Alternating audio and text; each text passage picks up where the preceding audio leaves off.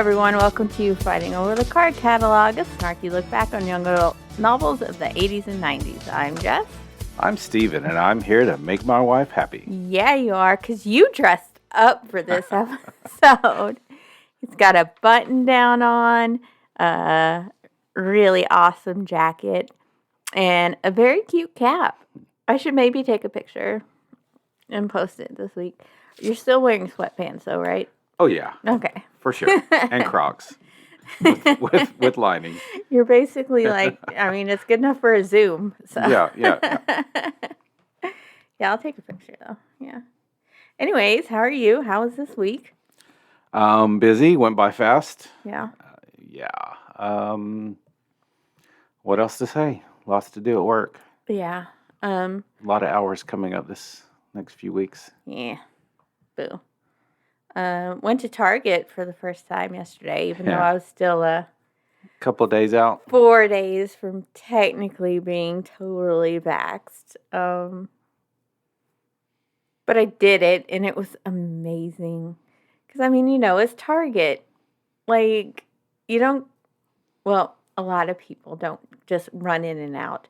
You browse at Target, and it was so wonderful. And I got to pick out nail polish in person, which I haven't been able to do in over a year, and shit like that. And, it's great. Yeah. Because if you try to do that, like on a grocery order, they're not going to they're going to say, oh, we're out of this color, whatever. And it just seems a bit too much to do on Amazon. That seems silly. So. Yeah, it's kind of hard to see the true color. Yeah. Too, so, yeah. Gotcha. So, anyway, I forgot to look at hair dye, though. I'm really mad. Mm-hmm. Like an old man, my hips started hurting. Yeah. I can tell I need to walk more. Yep. You've been, walking around for 2 hours and then Costco? Still got anxious around the people. Yeah. That might be a lifelong thing now. It might be. I think a lot of people are going to have that problem. We'll see how we do in a more enclosed space next week when we go to Half Price Books. Right. Yeah, you might hate that.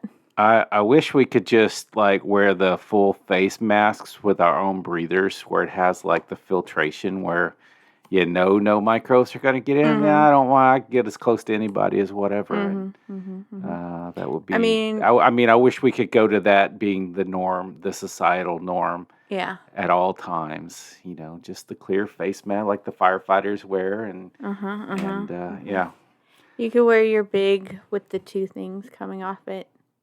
Yeah, the scary looking. The 3M. Yeah. Type respirator. Yeah, I could do that. Yeah, you could do. Yeah. I'd be proud to be out with you in public, right?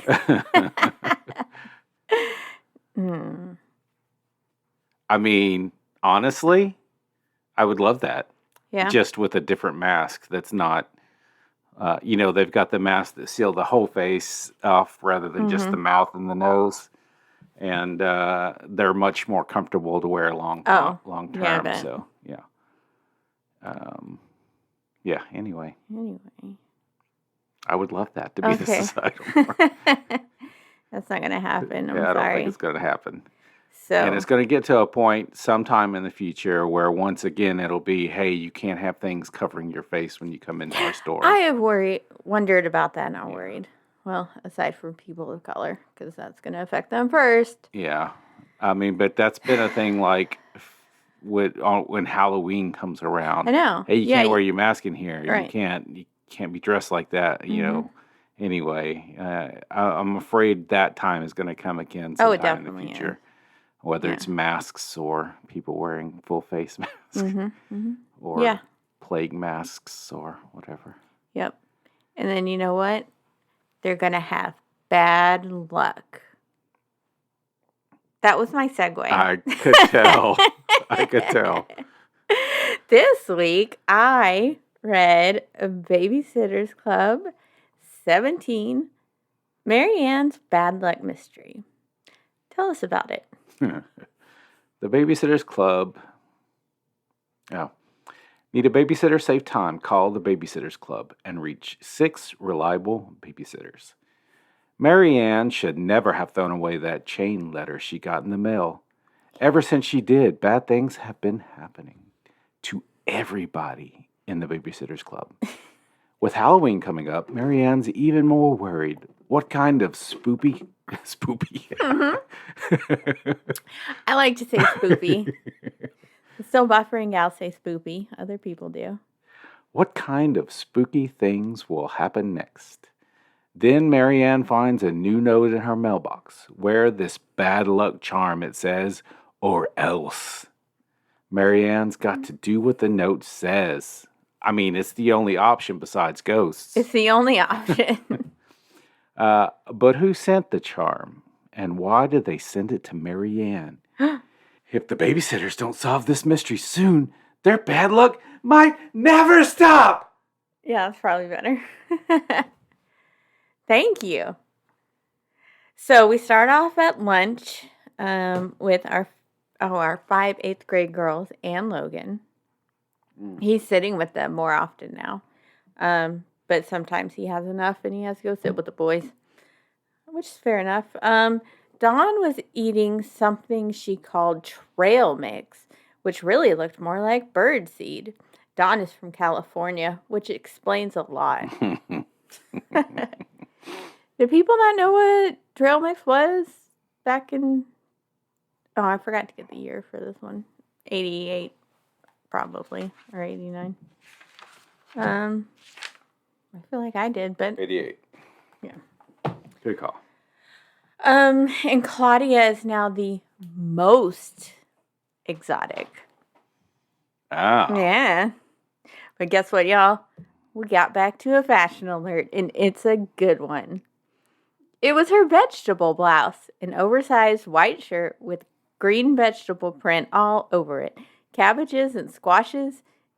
I don't think that should be squashes, should it? It should just be squash. Isn't it squash? I think so. Anyway, and turnips and stuff. Under the blouse was a very short jean skirt, white stockings, green anklets over the stockings, and lavender sneakers. The kind boys usually wear. That's very colorful. With a lot of rubber and big laces and the name of the manufacturer in huge letters on the sides. Wait, I'm not done. Claudia had pulled the hair on one side of her head back with a yellow clip that looked like a poodle. The hair on the other side of her head was hanging in her face. Attached to one ear, you could see a plastic earring about the size of a jar lid. We haven't had a fashion alert in a while, but dag, they brought it today. See, this is the kind of shit I'm here for with Claudia. So, hey, remember way back in the Phantom phone calls? There was a Halloween Halloween hop. Okay. The big dance. Version 2 is coming up. Marianne and Logan can't decide if they're going to wear costumes, though. Oh, such a decision. Now it's time to meet some bad guys. We got Grace Bloom and Koki Mason. Her real name's Marguerite. Nobody knows why anybody calls her Koki. And 2 other girls are staring hard, and they hear something about stuck up. Marianne says, if you want my honest opinion, I think there are some hurt feelings this year. The people we used to spend time with feel left out because the Babysitters Club is our new group. I feel kind of bad about that, but I don't know what to do. I guess the twins and Rick and Dorianne, who they ate lunch with, last year, and everyone will have to be their own groups. Dag, Marianne. Don't include. But Christy realizes Koki is staring at Logan. Okay, here's one of the most classic lines. I just love checking our mailbox.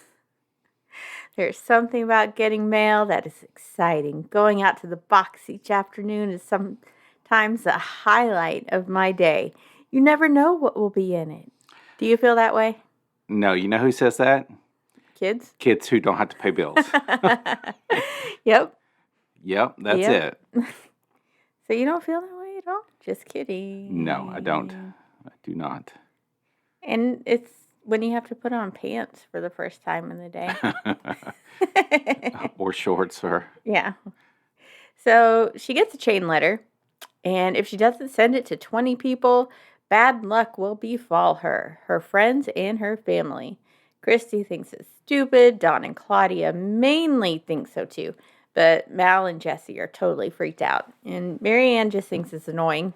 And it would be too expensive to send that many letters, which practical. So she throws it away. So tell me your story. So, probably as a younger kid, I probably would believe things like that, or, bad luck, and because very superstitious. But through my training in the military, I went through our computer courses. And so along with that is dealing with internet and email, things like that. It was, Even though it was way back in the day. yeah, this was 94. Yeah. So, but email was going strong at the time, Right. even if the internet was still in its pretty early infancy. But it was pushed on us very hard. You never, ever forward a chain letter. Yeah. At any point, you never forward a chain letter because it's a security risk. It's a way to do phishing and, all the different kinds of. Anyway, back they were also teaching us about phone security. You never give your passwords over the phone, things like that. But that was one thing that was driven hard into our minds. So I never did. In the military, though, I did have to turn other people in for sending chain. For sending chain letters? Yeah. Wow. Yeah. Because it was also You're a snitch. I mean, it was also told to us that if there's ever something like this, you need to file a report about it. And See something, say something. And like one guy, I'm like, he was sitting next to me when he did it, and I'm like, dude, if you had just sent it to me, I would just said something to you. But you sent it to these other people too. I've got to fill out a report now. Wow. And he went through the same course as I did. Yeah. I don't understand it. Did he get mad at you? No, he didn't get mad at me because he was like, I completely forgot about that. And then it was something that happened to me later in my work life. I forwarded a chain letter to people in my group. And it wasn't because it was a chain letter and it said, forward this or bad luck will happen to you. I thought it was funny as hell. It was something that was... and you were trolling. And had wasn't trying to get other people to forward it on in that sense. And then I had my boss called me into the office, or my manager called me into the office a week later, and was like, what's going on here? You never know what's going to happen when you get called into the office because, it just doesn't happen very often. But he says, and he's like, somebody told me that you sent a chain letter. And then I had to think in my mind, what? Yeah. I was like, no, I was taught not to do that. And he said, well, here it is right here. And he showed it to me. And it's like, oh man, I didn't even think about that being, yes, that is, it has those words in it for this or bad things will happen. Yeah.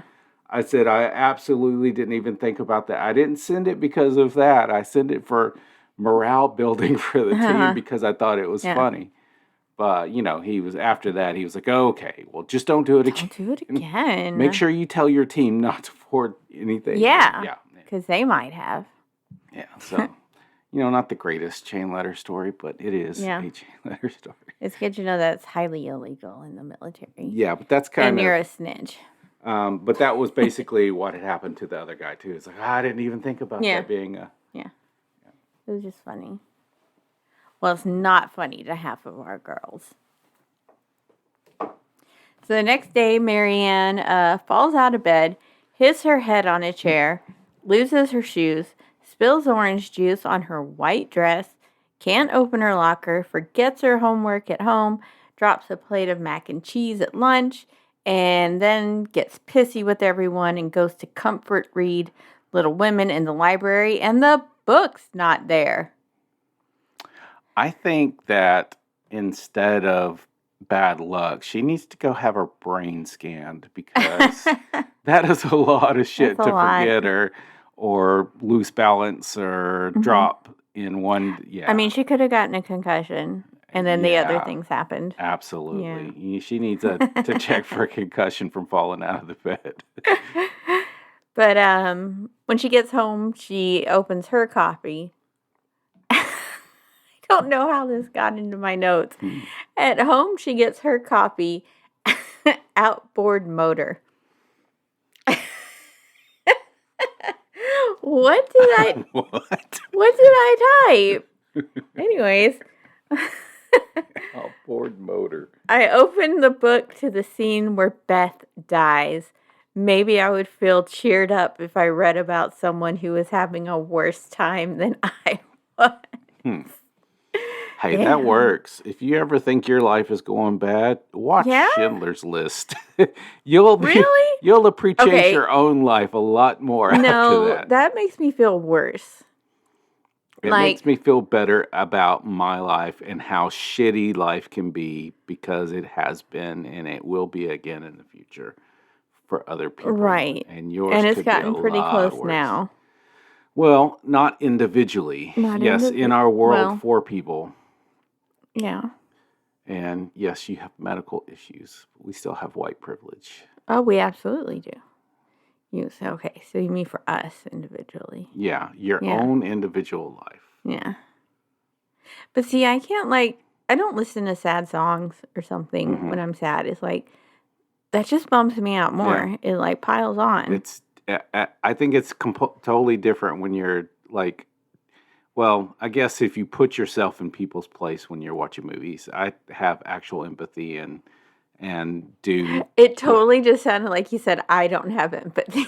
I have empathy. So, I mean, I have empathy when I'm watching movies. I don't know about you and how you watch movies, but I put myself in the characters' places, and that's why I cry so much at different movies. I know. Not musicals. not because I've lived that life, but because I can understand how they would be feeling at particular moments. Yeah. And I mean, I get that. And I think and I then do that once you too. have that kind of catharsis and it's over, and you're like, you look around and you see, I don't have Germans pointing guns at me. How lucky we are to be alive right now. Look around. Yep. Yeah. Okay. Giving you not enough calories to survive. Right. Okay. We don't have to go into the whole concentration camp life.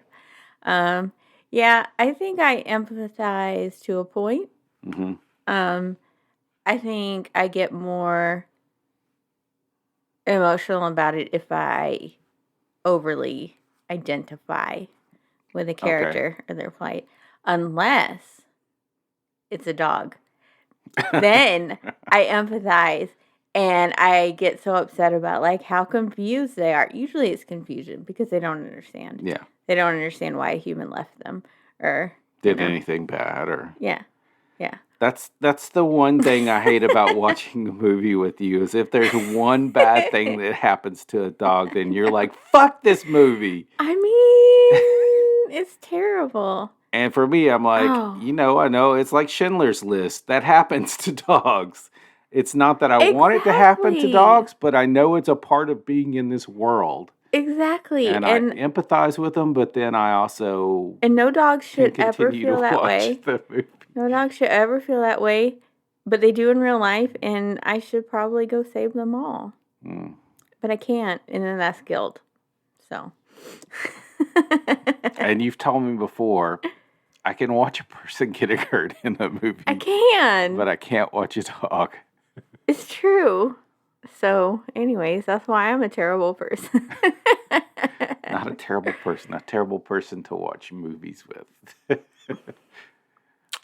Because whatever. That is one. Okay, so that's like a classic bad guy thing. One would be hurting your own person, like your own crew.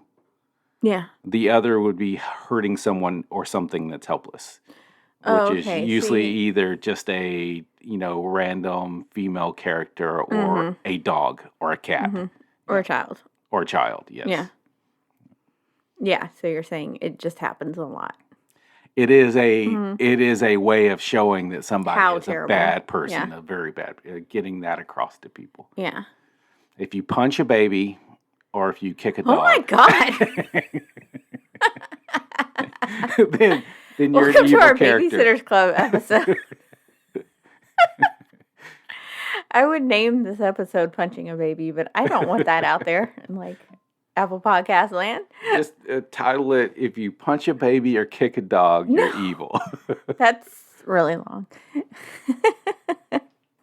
I just heard about some movie or show that I kind of wanted to see, but there's a big bad dog moment. So, not going to happen, but I don't remember Yeah, I what was it was. watching something the other day and something happened to a dog. And it was a movie you were watching, but you had gotten up to go to the restroom. And I'm That's like, good. looking around the corner, seeing if I can hear you coming, see if I need to fast forward. Well, I'm glad I've got you trained. I was like, she's going to make me stop this movie if she comes in and sees it. Yeah, it's fine. Anyway, Marianne has an even worse time. Of course she does. Because Mrs. Newton calls and she's like, "Are you okay?" Because Marianne has forgotten about a job. Concussion. We basically have a throwaway filler chapter of Dawn sitting for Jackie, who's making a robot costume, and everything goes wrong, of course, and Dawn wonders if it's bad luck from the chain letter, but she fortunately reasons that it's actually just Jackie being Jackie. Before the next meeting, Marianne gets a package in the mail with like cut out ransom note letters for the address. So she freaks out and runs in and checks on Tigger in case he's been kidnapped. And then she takes it to the meeting, and Christy notices it. It says Marianne Spear and the members of the Babysitters Club. Oh my God. So they go through a whole lot of drama about opening it to find a necklace with a small glass ball with a seed inside. Seed, S-N-S-E-E-D. Not a seat. Yeah, I realized that's what it sounded like. And a note with the cutout letters that says, "Halloween is coming. Beware of evil forces. Wear this bad luck charm, Marianne, or else." Oh my God. Yeah. So everyone's freaked out. And they all recall stupid little accidents they've had. And everyone agrees that Marianne has to wear the necklace. So there are a bunch of accidents. And the terrorists have won. Exactly.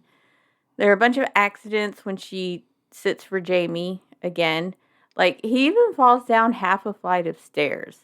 But apparently a Band-Aid fixes it. I don't know.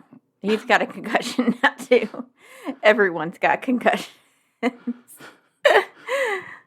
So all sorts of shit goes down at school, like a fire in a trash can and an explosion in the chemistry lab. By the way, I never had chemistry in middle school. Middle school, I did not in a chemistry, but it was some kind of science, and we did actually use burners. She specifically says chemistry, though. Yeah. But, yeah, I think we might have too. But not chemistry. Yeah. Yeah. So at lunch, they're all like totally bugging. They decide they have to figure out a way to ward off the evil forces to the library. Hermione would be proud. Oh, and Cokie and Grace and the others are totes staring at them again, but I'm sure it's fine. See, now they would say it's worth a Google. Yep. So they go to the town library, and Marianne thinks about how in books she's read, kids would do this, and there would be a creepy old librarian, and the books would be in a dark, dusty corner. But there's no white-haired librarian there. And you know who else isn't there? Claudia's mom. even though she's like head librarian of the Stony Brook Public Library. Mm. But I don't know. I guess we just forgot this. You missed in the this one. opportunity to put her in there, huh? Yeah. They look in the card catalog. Yes, the very one we're named after. But no fighting over it just yet. There are somehow a ton of books on witchcraft with spells and everything. Okay. I mean, In a small town public library. Yeah. In Connecticut. Yeah. Well, in Connecticut. Oh, yeah, it definitely wouldn't be here. No. Yeah, like there was a history of witch trials in that area. But that's like history shit. Yeah. That's not actually It's not like telling spells and yeah, stuff. and telling you how to be a witch. Been... Yeah. So yeah, that's a little suspicious. Yeah, speaking of banned books, I just heard that there was a lot of banned books that have been like banned in the they came out with a list of the most banned or objected to books in libraries. And for a while it was anything dealing with interracial couples, things like that. Then it became anything dealing with gay people. Yeah. And, I've heard for schools most of them have to do with being queer. So now it's something different. The gay is not in even the top 10. What? It's all about social justice and I minority did rights. see that. Yeah. How dare we teach our kids to be anti-racist? Yeah. Anyway. How dare you make them feel bad about being themselves? No, you're making the white children feel bad about being white. And not really even that. Not even about feeling bad about, but feeling understanding another perspective and what it's like not to be white. Yeah. Empathy. That's mainly what I've seen with the books I've read. Is not, this is why you're bad. It's like, this is what you haven't had to deal with and therefore don't understand. So please understand our perspective of it. Yeah, that's too difficult to get into. Yeah. But it's not witchcraft. They each check out one book. We get another filler chapter with Jesse sitting for Jamie. Jamie's in this a lot for no reason. Anyway, he's scared of Halloween, but books fix it. She reads about a friendly little ghost, and it's fine. Then we get a 2-person notebook entry with some of Claudia's absolute worst spelling. Her worst experience ever. WERST. Worst. But you know what? Wait a few books, Claude. You'll get to your worst sitting experience. Anyways, Claudia and Mal at the Pikes. Every Pike is fucking excited about this nasty sounding casserole type thing with pieces of hot dog in it called Daddy Stew. Okay. I'm going to let you stew on that for a moment. You see what I did there?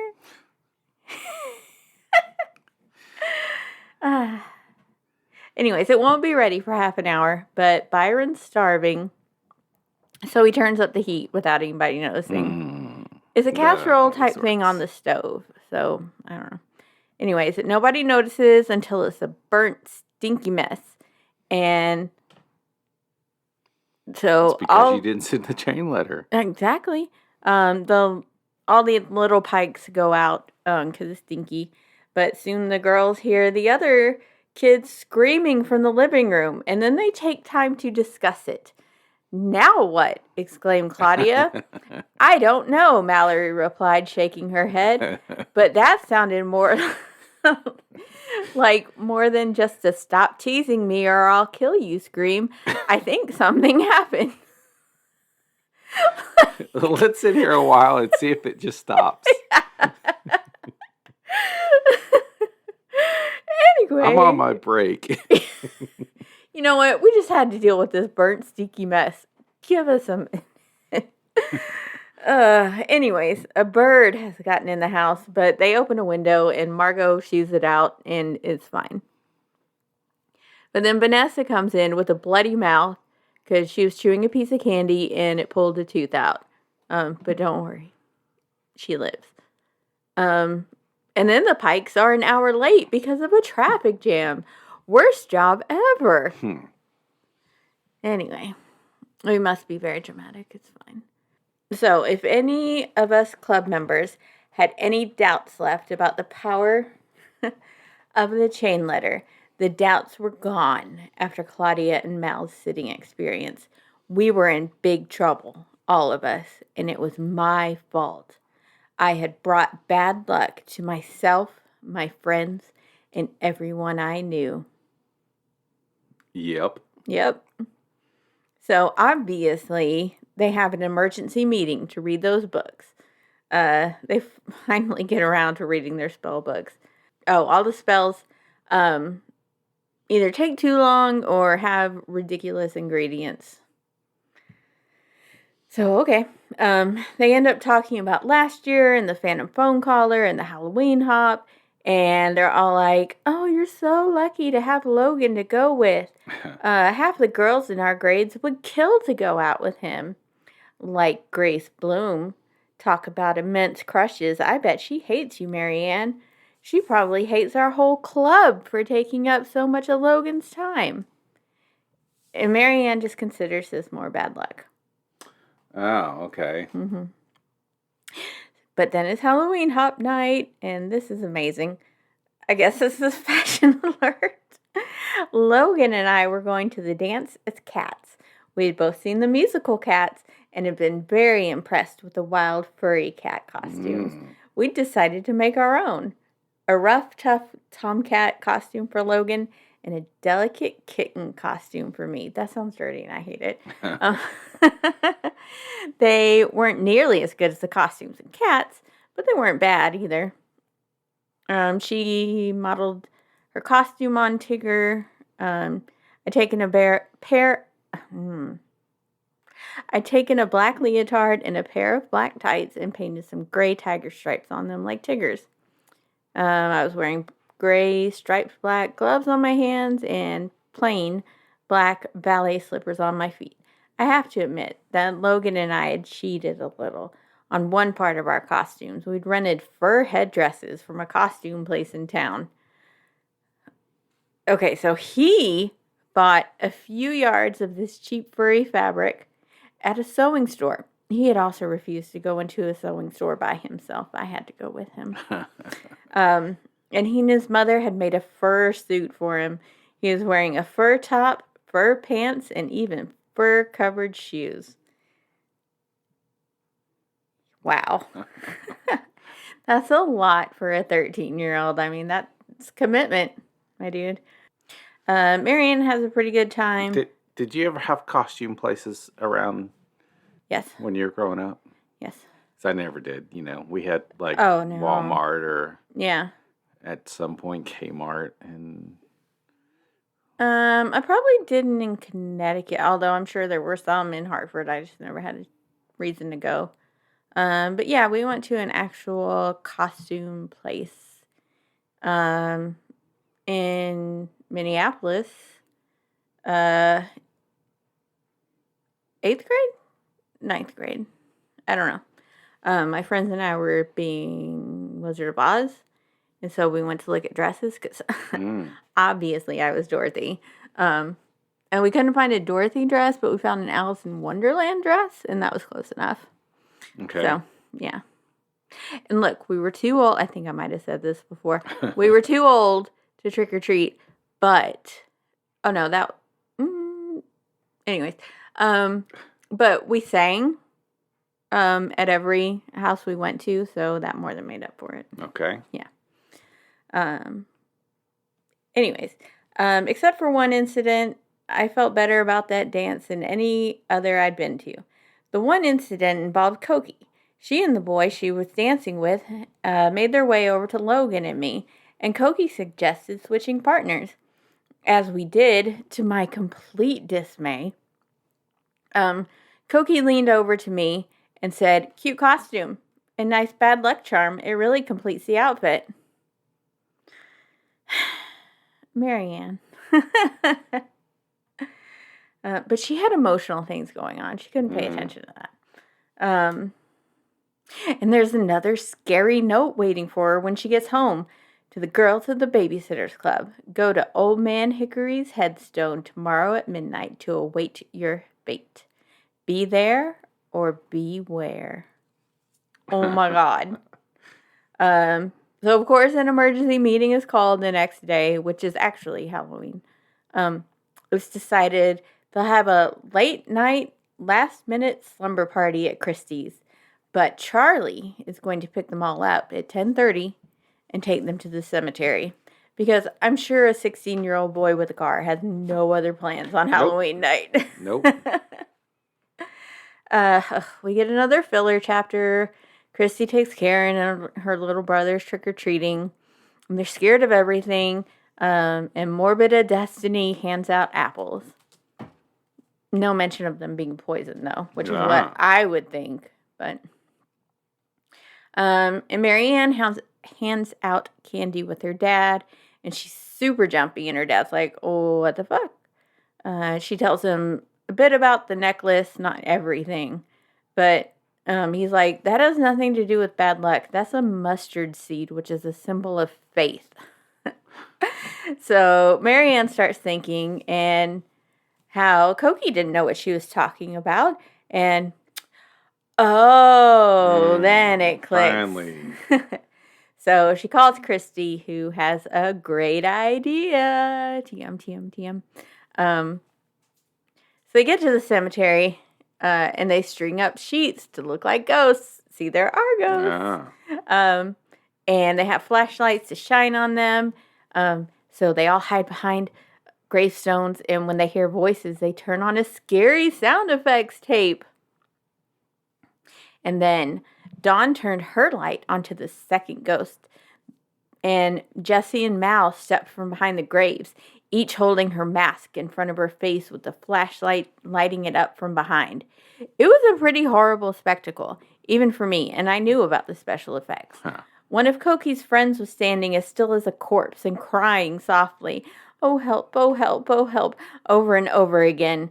The others looked like they were getting ready to run away. "Now," ordered Christy. She jumped out of the tree, and the six of us surrounded Cokie and Grace and the others.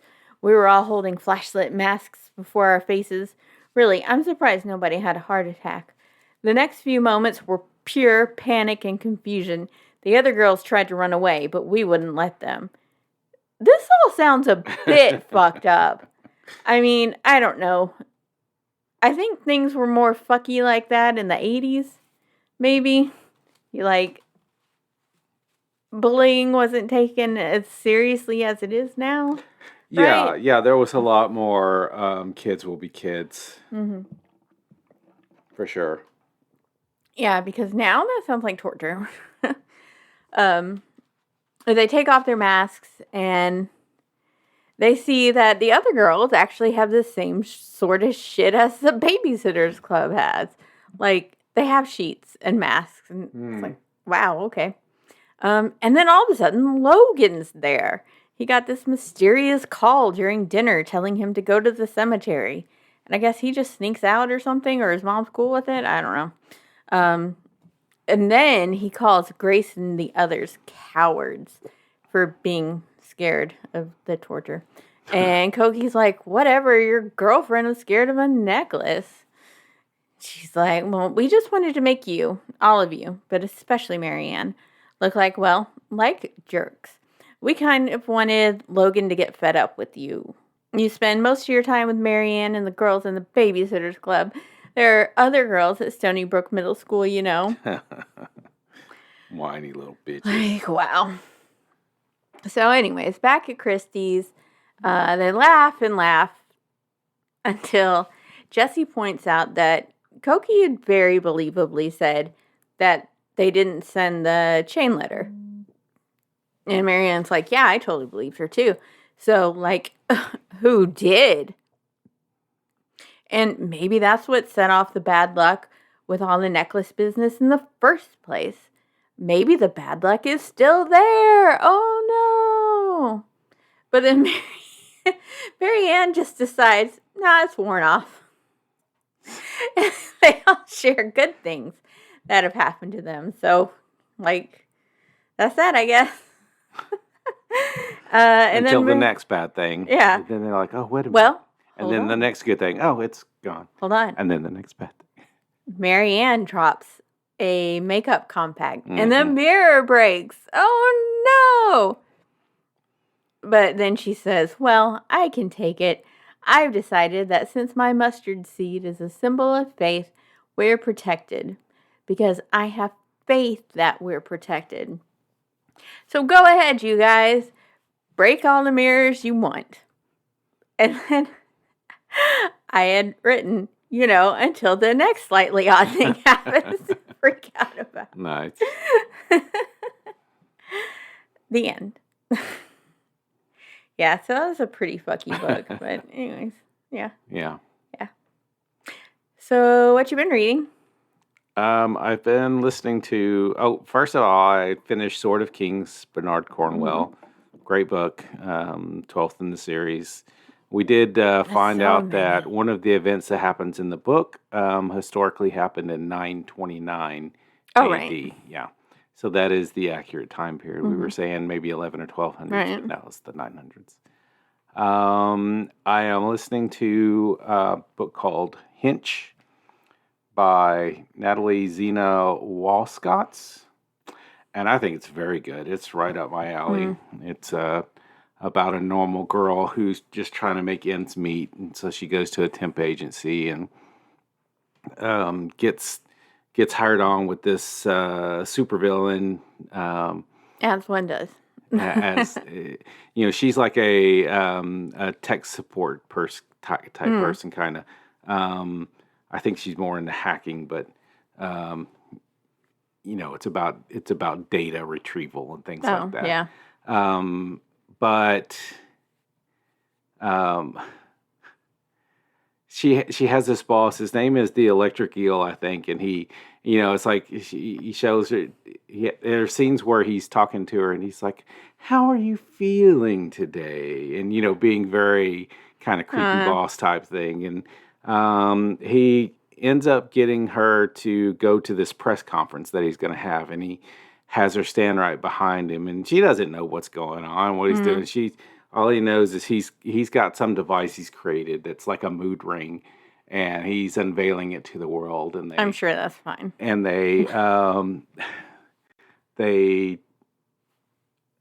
he ends up bringing this little kid in, and it's the mayor's son that he's all scared and stuff, and then he does something with this mood ring, and he becomes really compliant. And all of a sudden, his I'm sure mood that's is fine. Yeah. And so he tells them that they need to give him $5 million, or else he tells the kid to pick up a cleaver and cut the tip of his finger off, just the tip. And yeah, it's fine. But and then he checks his phone, and there's no money in his bank account. He says, "Okay, go ahead." And the kid starts to swing down. And all of a sudden, a superhero comes in, grabs his hand before it can do it, before he can chop it off, and starts fighting everybody. And at some point, the main character ends up getting in the way of this one superhero, and he ends up just throwing her to the side, and she gets a spiral compound fracture on her leg and has all this damaged, where just because she was hired by a temp agency and told to stand behind this guy,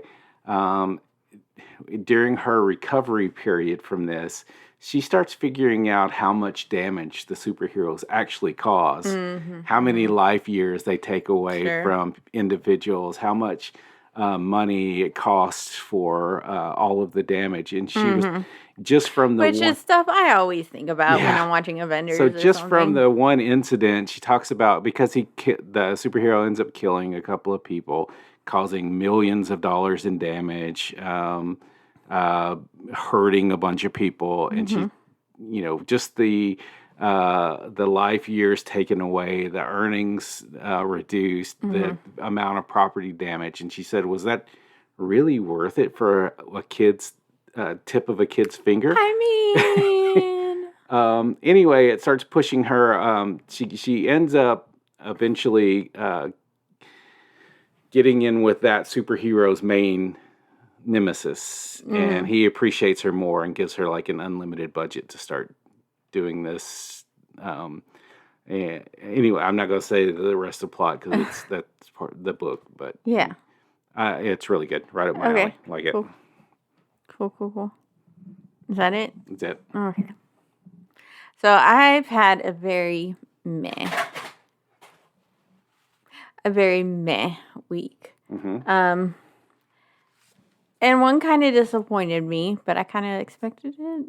I read Hello, Cruel Heart by Maureen Johnson, Mm-hmm. which is a tie-in kind of with the new Cruella movie. Okay. It's about teenage Cruella, Uh-huh. and it's fine. That's how you gave it 3 stars? Yeah. Maureen knows how to write a fun, interesting teen girl. Mm-hmm. Like, I didn't hate it. And I'm glad she's getting some of that Disney money. But yeah, it was just meh. It was fine. I didn't hate it. It was a quick read. So mainly what material she had to go with, or I mean, what did you not find? I mean, it just wasn't a very captivating story, I guess. I mean, she's like, I know Maureen really loved Just writing not your it jam. because she got to write about like the swinging 60s in London, and so she was able to talk about all this fashion and music and stuff. And it was fun. I mean, but like she's orphaned and she gets in with this rich group. And she's been like a thief. And they're like, oh, that's cool. That's just kind of what happens. I mean, I won't say any more than that, but I mean, it was fun, but it was a 3-star. Yeah. Yeah. Gotcha. But I had to read it because Maureen. Yeah. Now I'm reading more historical fiction, again, involving 3 women loosely connected and it's connected to 2 prior books. Like the first being Lilac Girls, which I loved, which was about World War II. And, oh man, it was upsetting. It was based, okay, I'll tell you about this because it was good. It's about a group called the Rabbits in a concentration camp, and they were the ones that were experimented on so badly. I was gonna say I've heard the name Rabbits. Yeah, because that part's true. Okay. And it goes into some descriptions, and it is upsetting. But anyways, that was really good. I will say I have read books that talked about the different experiments the Germans were doing at the time, and there was a lot of crazy stuff. So much. Even like trying to figure out how much the soul weighs. Yeah. Yeah. I've heard of that one. Yeah. There's a lot of bad stuff. Yeah. And then in a historical fiction context, it's like even worse because you're lives of the people that it's empathetic with the character. It's not just somebody in history. You're Yeah. going into their mind. Yeah. Gotcha. Anyways, so that's in this book I'm reading by Martha Hall Kelly. And I'm reading Sunflower Sisters now. And I don't know. Maybe it was just too similar to the Rose Code in structure. And that was so good. But I don't know. I just don't really think the writing is up to par. Like even to Lilac Girls. Anyways, it takes place during the Civil War.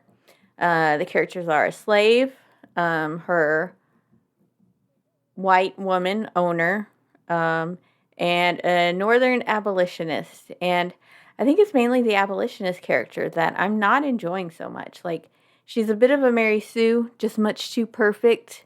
Her and her sister. Like, she even has Lincoln say something like, "Oh, we'll be in good hands if everyone is like the Wolseley girls." Like, come on. And so she's had no faults yet. And I'm like a third of the way through the book. It's kind of I definitely don't hate it, but I'm just not completely sucked in. I'm probably going to finish it, but yeah, meh. Just meh. Books this week. They're fine. Huh. Don't hate them. Don't love them. Yeah, I've got others that are waiting that are good too. So it's a good book week for me. Sorry you're not having such a... Yeah, and I know you've got the Addie LaRue book coming up. So it's that's already probably...